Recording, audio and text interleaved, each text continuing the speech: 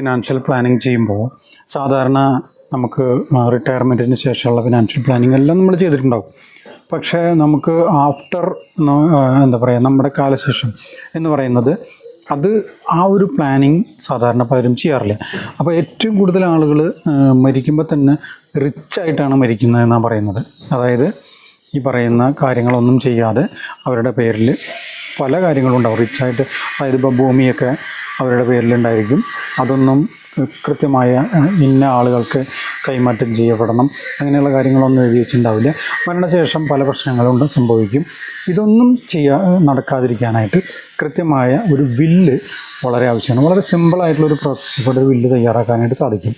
അപ്പോൾ വില്ല് എന്ന് പറയുന്നത് നമുക്ക് ശരിക്കും നമ്മൾ ഇരിക്കുമ്പോൾ തന്നെ നമ്മളുള്ള സമയത്ത് തന്നെ നമ്മൾ കൃത്യമായി എഴുതി വെച്ച് കഴിഞ്ഞാൽ ഈ പറഞ്ഞ ഇഷ്യൂസ് ഒന്നും ഇല്ലാതെ വരും തലമുറയ്ക്ക് അത് ഉപയോഗിക്കാനായിട്ട് സാധിക്കും.